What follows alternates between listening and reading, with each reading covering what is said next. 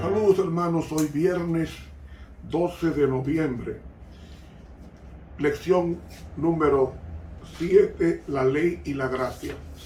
Invitamos a nuestros amigos escuchas y a los que nos ven por el canal de YouTube, favor de suscribirse y darle a la campanita.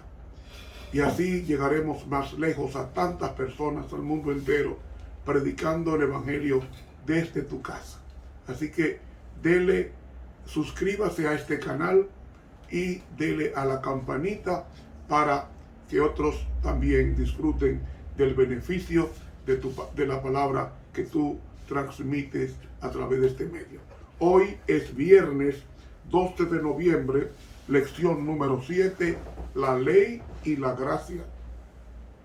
Para memorizar, no rechazo la gracia de Dios, pues si por la ley fuese la justicia, entonces por demás murió Cristo. Gálatas 2:21. Padre mío, Padre nuestro, tú estás en los cielos y en cada corazón del que te invoca. Que podamos amar tu ley sin despreciar tu gracia. Amén. Para hoy viernes, primer repaso.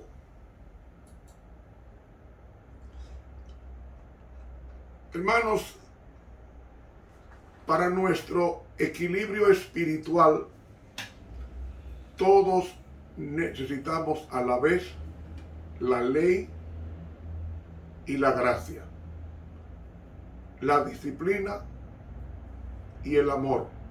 Es decir, normas que nos orienten en el camino que hemos de seguir y la posibilidad de recuperar el rumbo cuando nos hayamos extraviado.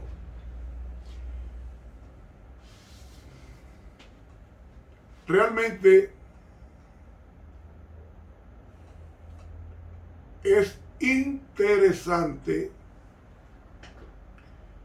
en el contexto bíblico definir la relación que hay entre la ley de Dios y la gracia.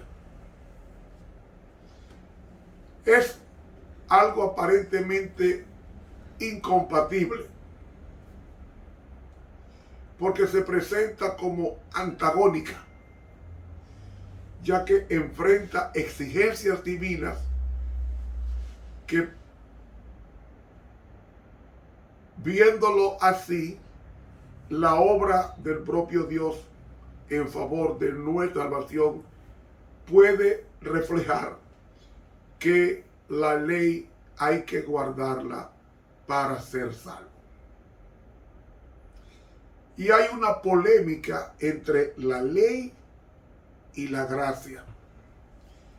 Así que, dejando a un lado las controversias sobre el tema en la historia de la iglesia, nos vamos a concentrar entre la relación de la ley y la gracia para volver finalmente con nuestra posición. De todos los autores de la Biblia, el que nos habla de forma más directa del conflicto entre la ley y la gracia es el apóstol Pablo. Y suele contraponer estas dos realidades para resaltar las funciones diferentes que tienen la ley y la gracia en el plan de salvación. Como es consabido, muchos de los fariseos, para ellos el centro de la gravedad de la vida se había desplazado de la comunión con Dios a la preocupación por la exigencia de la ley. Y ellos habían elaborado en torno a la ley de Moisés un espeso cerco de disposiciones suplementarias que intentaban regularlo todo. Exactamente 613 mandamientos en vez de 10. Y de una ley que Dios dio para que la gente fuera feliz, estaba haciendo el fariseo una vida amarga que no tenía sentido vivirla con las exigencias de la ley. Usted no podía escupir en sábado una planta porque estaba abonándola con la saliva. ¿Dónde dice la ley eso? Usted no podía en sábado caminar más de 1 kilómetro. ¿Dónde dice eso? Porque pecaba. Ese es el cerco que los fariseos construyeron para que la ley de Dios no se desobedeciera. Para que la ley de Dios no se desobedezca, no necesita 613 regulaciones como tenían ellos con la ley. Simplemente entregar la mente a Cristo y ya. Cristo iba a dirigir la mente a la obediencia a esa ley.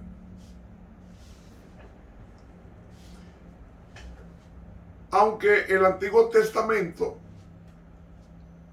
parece ser como el testamento de la ley y el Nuevo Testamento, el testamento de la gracia, si estudiamos con cuidado el Antiguo Testamento, veremos que la gracia aparece desde el primer libro de Génesis.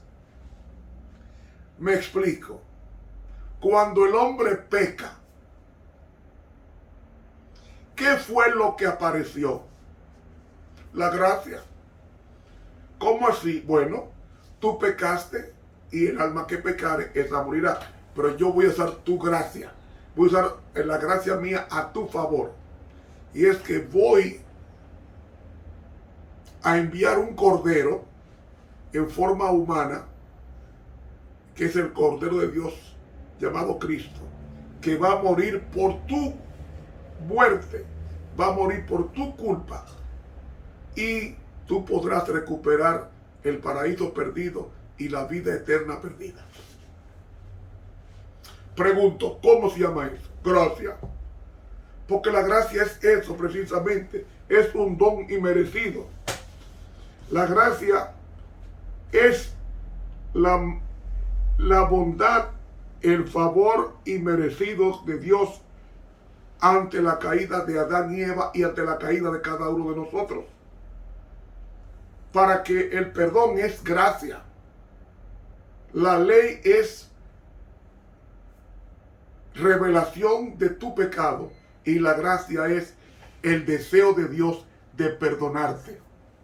Pregunto, ¿perdonó Dios a Adán, sí o no? Sí, entonces la gracia comienza en el Antiguo Testamento, en Génesis capítulo 3. O sea, el Evangelio, el Antiguo Testamento no es un libro de ley, no, es un libro de gracia y de ley, porque las dos son indisolubles. Óigalo bien, la ley y la gracia son indisolubles. ¿Qué es la ley? Cristo es la personificación de la ley. ¿Y qué es la gracia? Según San Pablo, la gracia es Cristo hecho hombre.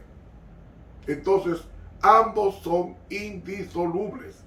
Ambos son compatibles. ¿Por qué? Porque la ley forma parte de la revelación de la gracia, ya que el objetivo de la ley es liberarnos y el objetivo de la gracia es liberarnos de la maldición y poner la calidad de vida del ser humano en armonía con la ley de Dios. ¿Sabe qué dice el Salmo 119, versículo 29? Tú que hablas tanto de gracia y no de ley. Este versículo dice, dame la gracia de tu ley. Entonces, ¿cómo pueden ser antagónicas o enemigas? Es que están así.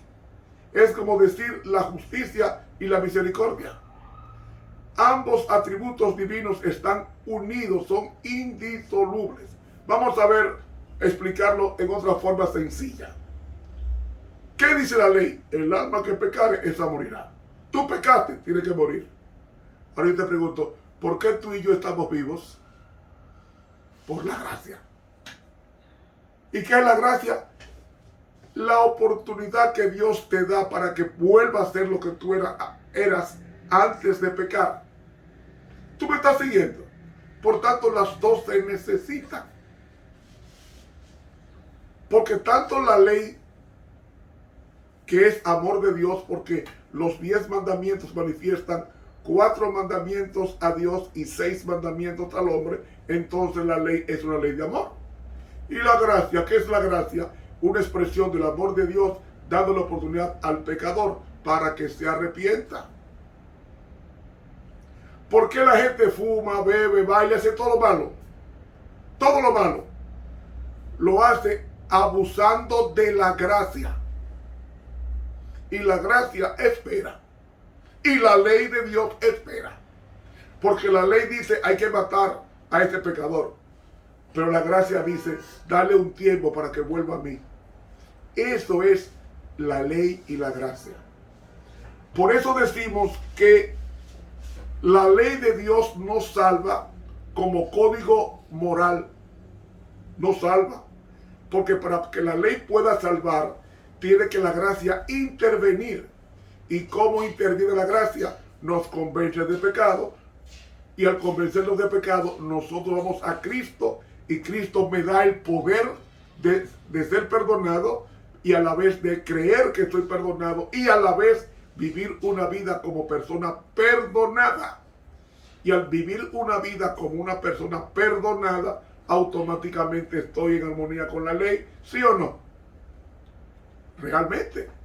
Así que la gracia es la voluntad divina de salvarnos y los medios puestos en acción para conseguir la salvación. De ahí que los textos bíblicos dejan bien claro que la salvación es una empresa de Dios. Como dice el apóstol Pablo en Efesios 2:8, porque por gracia sois salvos por medio de la fe, y esto no de vosotros, pues es regalo de Dios, no por obras, para que ninguno se gloríe. ¿Qué es la salvación? Viene como regalo de Dios. Yo no tengo que hacer ninguna obra espectacular para ser salvo. Simplemente ir a Cristo y decirle, regálame tu gracia, regálame tu salvación, y Él me la da. ¿Y cómo Él me la da? Cuando yo me entrego a Él. Él automáticamente me está regalando la salvación. Y la salvación está vinculada a la obediencia a los mandamientos de Dios. Y se obedecen no porque seré salvo, sino porque somos salvos por gracia, obedecemos la ley de la gracia. ¿Me están siguiendo, por favor? Así que, mediante la fe, no conseguimos la salvación, sino que manifestamos, al contrario, que aceptamos la salvación que nos ofrece sin merecerla. Lo voy a repetir. La fe en sí no me salva. Lo que hace la fe es que al aceptar, al yo aferrarme a la fe, es una manifestación de que yo he aceptado la salvación que Cristo me ofreció. Y Dios viene a nuestro encuentro sin nosotros nos portemos bien. ¿Cuán bien se portó Adán? Malísimo, pecó. ¿Cuán bien se portó Eva? Malísima, pecó. Entonces, cuando Dios va, en Génesis 3, ¿dónde encontramos la gracia antes del Cordero? Cuando Dios sale a buscar a Adán y Eva, que estaban escondidos detrás de un árbol. Porque dice la Biblia, Adán, ¿dónde estás tú? Eso es la gracia. La búsqueda de Dios al pecador.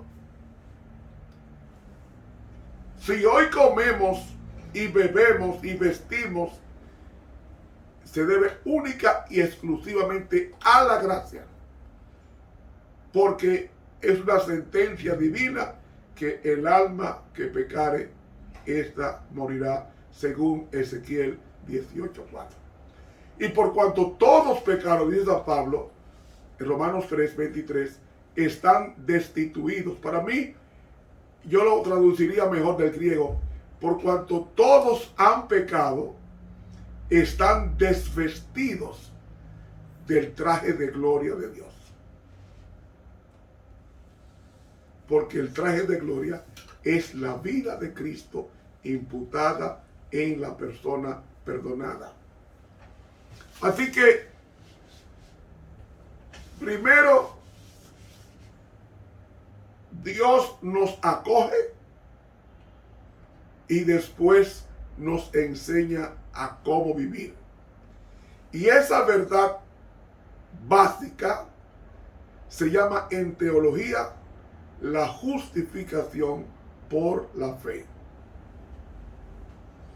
Las obras de la ley no nos garantizan el cielo, porque todas mis obras salen manchadas, porque yo soy la fuente de mancha.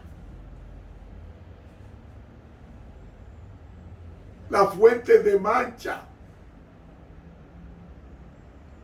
Y todo lo que sale de mí sale manchado, por tanto no puedo ganar el cielo. Pero cuando Cristo mora en mí, que es la gracia, me enseña a obedecer la ley de la gracia, que son los 10 mandamientos. Es una ley de amor.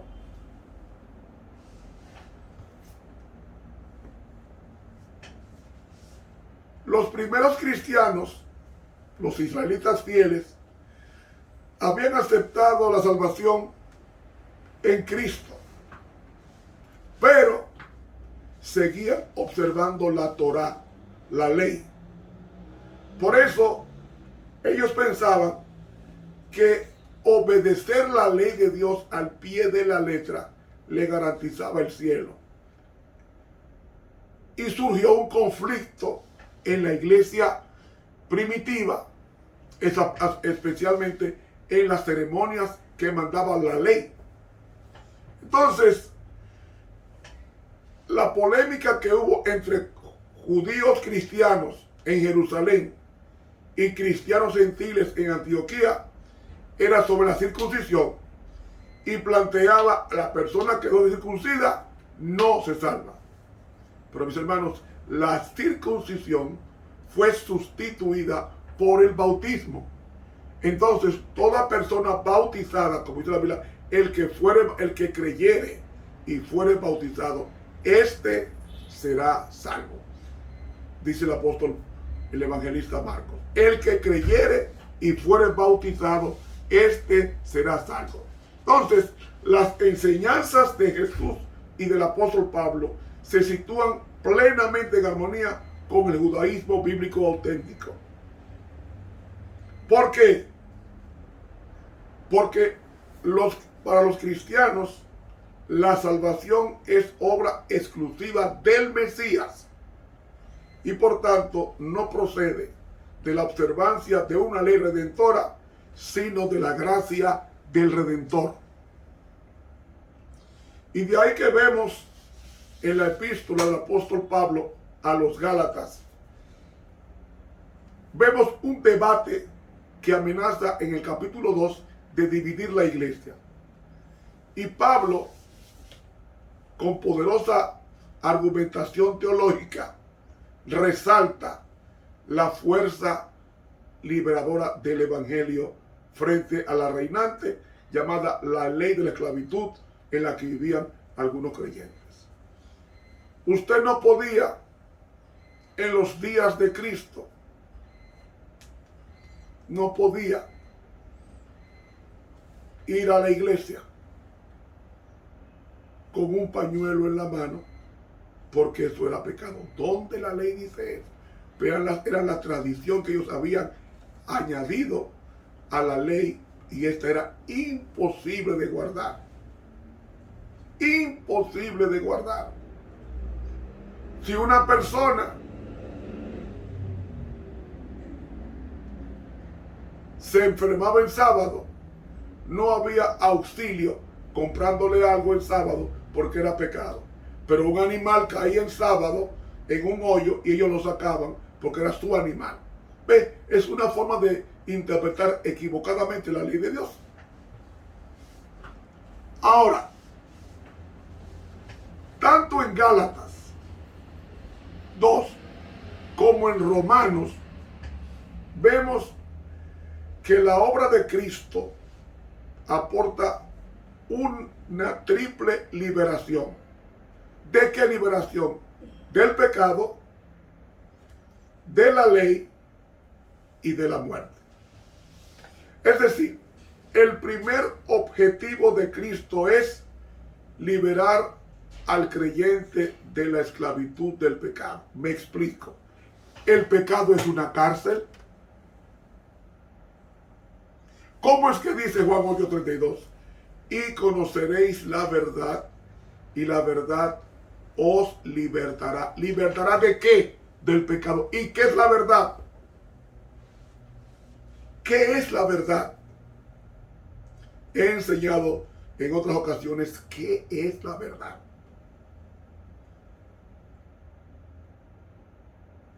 Dice Juan 17:17, el Señor Jesús: santifícalos en tu verdad, tu palabra es verdad. O sea, la Biblia es la verdad.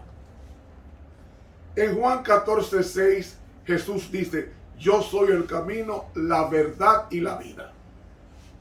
Ya vemos que Cristo es la verdad. Él no tiene la verdad, Él es la verdad. Ya vemos dos. Cristo es la verdad y la Biblia es la verdad. ¿Usted sabía que la ley de Dios es la verdad? No, pues lo voy a probar. Salmo 119, versículo 142, ¿cómo dice? Tu justicia es justicia eterna y tu ley la verdad. ¡Wow! Cristo es la verdad. Si Cristo es la verdad, la palabra de Dios no puede ser mentira, porque Cristo es la encarnación de la verdad.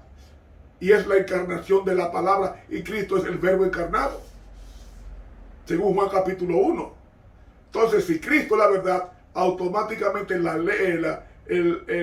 palabra de Dios, la Santa Escritura, es la verdad, porque Él es el verbo encarnado, o sea, la Biblia encarnada. ¿Usted me está siguiendo?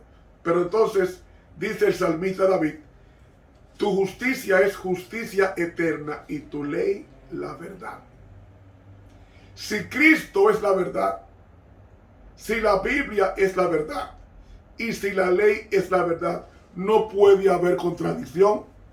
Si decimos que la ley fue abolida, estoy diciendo que soy un ateo, porque la ley no fue abolida, porque Cristo es la ley de Dios personificada. Ahora yo pregunto, si Cristo nunca pecó, ¿qué es pecado? Pecado es transgresión de la ley de Dios. Pues si pecado es transgresión o violación de la ley de Dios, entonces Cristo guardó la ley. ¿Aló?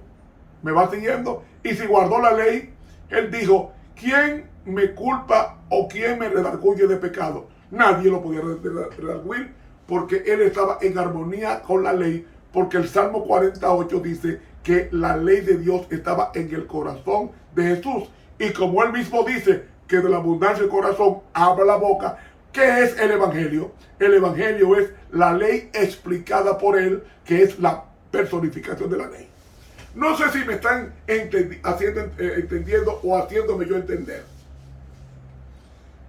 Decir que la ley está abolida es decir que la Biblia está abolida.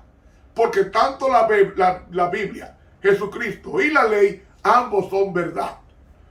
Y nosotros cuando estudiamos en el bachillerato aprendimos en geometría que dos cosas iguales a una tercera son iguales entre sí. Pongo como ejemplo el triángulo equilátero.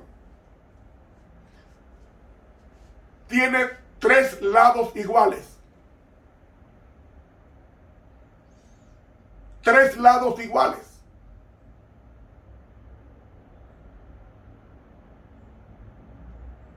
Eso forma un triángulo equilátero. Tres lados iguales con tres ángulos iguales. Pues ellos unidos son uno entre sí. Asimismo es la verdad. Cristo es la verdad, la Biblia es la verdad y la ley es la verdad. Por tanto, están íntimamente vinculadas. Decir que la ley no existe es decir que Cristo no existe. Y decir que Cristo no existe es el peor ateísmo que hay. Por eso hay que tener cuidado de decir que la ley de Dios no existe. La ley de Dios es lo que me dice bien claro el apóstol Juan, que pecado es violación o transgresión de la ley de Dios. Por tanto, cuando yo violo la ley, no estoy violando un código de 10 mandamientos. Estoy violando a una persona que se llama Jesucristo, porque la ley de Dios es una persona que se entristece. Se entristece.